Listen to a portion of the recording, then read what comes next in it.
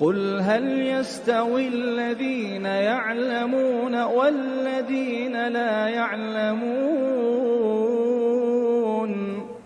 بسم الله الرحمن الرحيم الحمد لله والصلاة والسلام على نبينا محمد وعلى آله وصحبه ومن والاه وبعد السلام عليكم ورحمة الله وبركاته. Ang lahat ng papuri at pasasalamat ay tanging nauukol lamang sa Allah subhanahu wa ta'ala. Naway ang kapayapaan, habag, kapatawaran ng Allah ay mapasa kaniyang huling propeta na si Propeta Muhammad sallallahu alaihi wasallam at sa kaniyang mga pamilya at sa kaniyang mga kasamahan at sa lahat ng mga taong sumasampalataya. Mga kapatid sa pananampalatayang Islam, welcome sa ating palatuntunan, Madrasa Alim nil Islam. O di kaya ay paaralan, ituro mo sa akin ang Islam. So ako ang inyong tagapagturo sa paksa na ito, sa subject na ito, na Tauhid. At ito ay binubuo ng 12 episode. 12 episode ninyo akong makakasama sa ating pagsasama na ito. So, insyaAllah, sa pagsasama natin na ito, ating tatalakayin ang patungkol sa ilan na tinatalakay ng Tauhid, patungkol sa La ilaha illallah, patungkol sa Muhammad Rasulullah, at ang ilan lamang dito ang ating tatalakayin. At ganun din, atin din tatalakayin ang patungkol sa kahulugan ng Tauhid, patungkol sa mga uri ng Tauhid, at insyaallah din ay atin ding tatalakayin ang patungkol sa mga nakakasira sa pagka-Muslim ng isang mananampalataya, o di kaya yung nakakapagtiwalag sa Islam. So, insyaallah ay meron din po tayong kopya ng ating module sa mga nagnanais na makakuha ng ating module, sapagkat ito ay by pahina upang masundan ninyo ang ating pag-aaral sa Tauhid. Ay maaari kayong mag-message sa amin o di kaya mag-comment upang maipadala namin sa inyo ang kopya ng ating module, insyaallah ta'ala. So, insyaallah, sa unang aralin natin, sa unang pahina ng ating pag-aaral ay patungkol sa kahulugan ng La ilaha illallah at mga kondisyon ng La ilaha illallah. So, yan ang ating tatalakayin. So alamin natin na ang usapin hinggil sa La ilaha illallah Muhammad Rasulullah, ito ay napakalawak. Hindi sapat ang ating pagsasama na ito na 12 episode upang maipaliwanag natin ang mga batas, mga alituntunin na napapaloob sa La ilaha illallah at Muhammad Rasulullah. So, atin lamang tatalakayin ang ilan sa mga mahalagang bagay hinggil sa La ilaha illallah. So, alamin natin na ang La ilaha illallah, ang ibig sabihin ng La ilaha illallah ay walang ibang Diyos na dapat sambahin maliban lamang sa Allah. O di kaya ay La ma'buda bihaqqin illallah. Walang ibang Diyos na dapat pag-ukulan ng pagsamba. Walang ibang Diyos na karapat-dapat pag-ukulan ng pagsamba maliban lamang sa Allah subhanahu wa ta'ala. Sapagkat yun ay sinabi ng Allah subhanahu wa ta'ala sa kaniyang maluwalhating Quran. Dhalika bi anna Allah huwal haqq wa anna ma yad'una min dunihi huwal batil.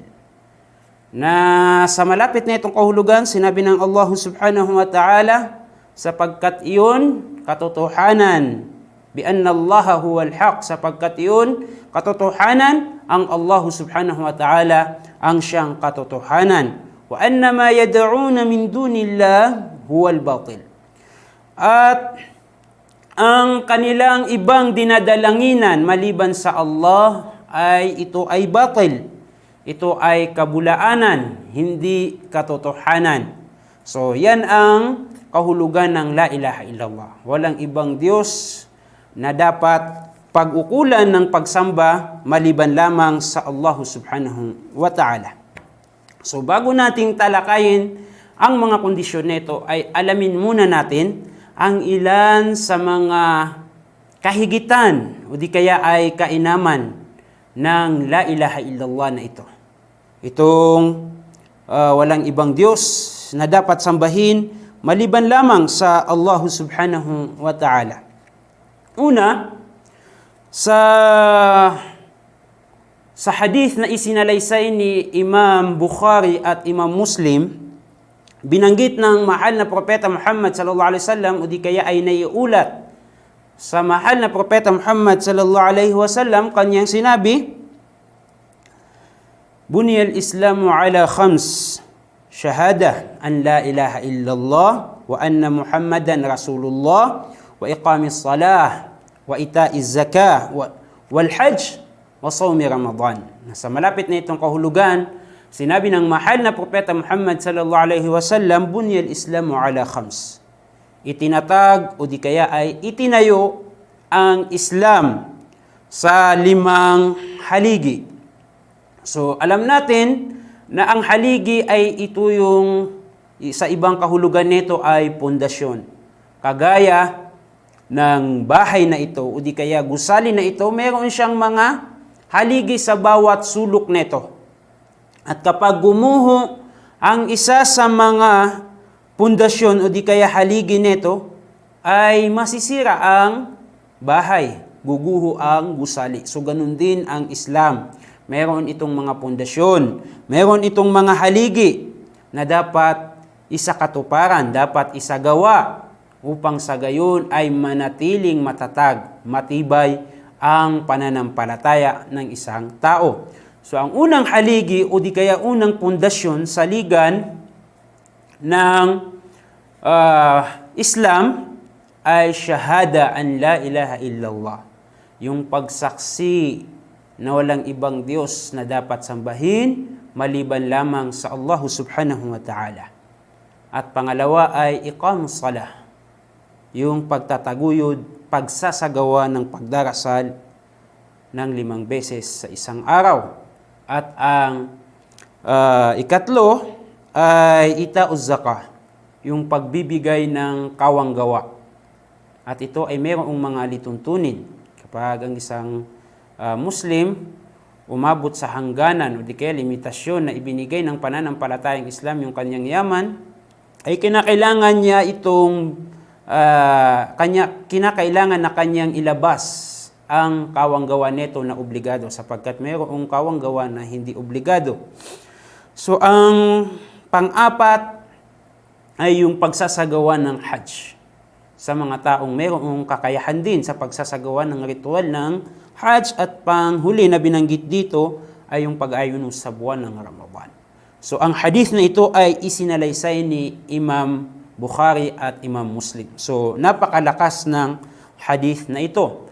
So ang punto doon, kinakailangan na pag-aralan natin, kinakailangan na maunawaan natin itong mga pundasyon ng ating pananampalataya. Sapagkat kapag hindi natin ipinatupad ang mga kahilingan, mga alituntunin, mga batas na napapaloob sa bagay na ito, ay guguho ang ating pananampalataya. Sa isa pang hadith na sinabi ng mahal na propeta Muhammad sallallahu alaihi wasallam, khairum ma qultu ana wan nabiyyuna min qabli la ilaha illallah wahdahu la sharika lah, lahul mulk wa lahul hamdu wa huwa ala kulli shay'in qadir. Sa malapit na itong kahulugan, sinabi ng mahal na propeta Muhammad sallallahu alaihi wasallam, ang pinakamainam na sinabi ko at ng mga nauna sa aking mga propeta ay ang pagsasabi o di kaya ang pag-aanyaya sa la ilaha illallah. So nangangahulugan na itong la ilaha illallah na ito ay siyang panawagan ng lahat ng mga propeta at sugo, mula sa kauna-unahang mga propeta at sugo hanggang sa kahuli-hulihang propeta na si Propeta Muhammad sallallahu alaihi wasallam, na sila ay nagaanyaya, sila ay nananawagan sa pagtanggap sa la ilaha illallah, na walang ibang Diyos na dapat sambahin. At itong la ilaha illallah, batay na rin sa hadith na iyon, na ang hadith na ito ay rawahul Tirmidhi. Ito ay iniulat, isinalaysay ni Imam Tirmidhi. Sa hadith na iyon ating mauunawaan na ang shahada an la ilaha illallah, itong la ilaha illallah na ito ay panawagan ng lahat ng mga propeta at mga sugo.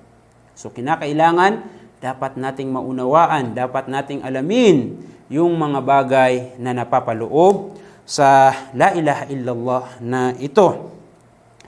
So ang la ilaha illallah na ito ay mayroong mga iba pang katangian. Kapag atin itong binabanggit, kapag atin itong sinasabi, ay tayo ay gagantimpalaan ng Allah subhanahu wa ta'ala. Ang la ilaha illallah ay miftahul jannah. Ito ay susi sa paraiso. So, kung nais nating makapasok sa paraiso ng Allah subhanahu wa ta'ala, ay kinakailangan na alamin natin ang mga kondisyon. Kinakailangan alamin natin ang mga alituntunin, batas na napapaloob sa la ilaha illallah na ito upang tayo ay makapasok sa paraiso ng Allah subhanahu wa ta'ala. Sapagkat alam natin na ang susi ay meron itong tamang sukat, meron itong mga hugis, meron itong mga ngipin. So, yan yung paraan upang tayo ay makapasok sa paraiso. At kapag ipinatupad natin yung mga hinihiling ng bawat kondisyon ng la ilaha illallah, ay insyaallah ay tayo ay papapasukin ng Allah subhanahu wa ta'ala at tayo ay mananahanan ng walang hanggan sa paraiso ng Allah subhanahu wa ta'ala. So, ang unang kondisyon ng la ilaha illallah ay ang ilm. Ano ba ang ilm? Ang ilm ay ang kaalaman na taliwas sa kamangmangan. Ibig sabihin, ang pagkakaroon ng kaalaman hinggil sa kahulugan ng la ilaha illallah. Na magkaroon ka ng pag-unawa at kaalaman hinggil sa napapaloob sa la ilaha illallah. Ang pagkakaroon ng kaalaman sa kahulugan ng la ilaha illallah na ito ay nasa dalawang bahagi. Na ito yung nafyun wa ithbat. Ang ibig sabihin ay pagtatakwil, pagtanggi, pag-iwas, at isbat ay ito yung pagpatatag, pagtanggap, at pagpapatibay nito sa ating mga sarili. So ang la ilaha illallah ay nahati sa dalawa, gaya ng ating binanggit, pagtakwil at pagpapatibay. Una yung walang ibang Diyos. Walang ibang Diyos na ang ibig sabihin nito ay itatakwil mo, itatanggi mo, at iiwasan mo, itataboy mo ang lahat ng mga Diyos-Diyosan na sinasamba sa kalupaan at sa kalangitan. Sapagkat yun ay kabilang sa la ilaha illallah, kabilang sa hinihingi ng la ilaha illallah na dapat nating maunawaan at malaman yung pagtataboy o di kaya pagtakwil sa lahat ng mga Diyos-Diyosan. At kapag ito ay nagawa mo, doon na papasok yung ithbat, yung pagpapatatag o pagpapatibay nito sa ating mga sarili, sa ating mga puso, na wala tayong ibang kikilalaning Diyos, na wala tayong ibang pag-uukulan ng pagsamba maliban lamang sa Allah subhanahu wa ta'ala. Yun ay sinabi ng Allah sa kanyang maluwalhating Quran, fa'alam annahu la ilaha illallah. Ito ay inaddress niya sa kanyang mahal na propeta Muhammad sallallahu alaihi wasallam. Fa'alam annahu la ilaha illallah. Iyong mapag-alaman. Di kaya ikaw ay magkaroon ng kaalaman, pag-unawa sa la ilaha illallah, na walang ibang Diyos na dapat sambahin maliban lamang sa Allah subhanahu wa ta'ala. At kapag tayo ay nagkaroon ng kaalaman pag-unawa sa la ilaha illallah na ito, ay insyaallah ay makakamit natin yung paraiso ng Allah subhanahu wa ta'ala. Sa hadith ng mahal na Propeta Muhammad sallallahu alaihi wasallam, man mata wa huwa ya'lam annahu la ilaha illallah dakhala al-jannah. Rawahul Muslim.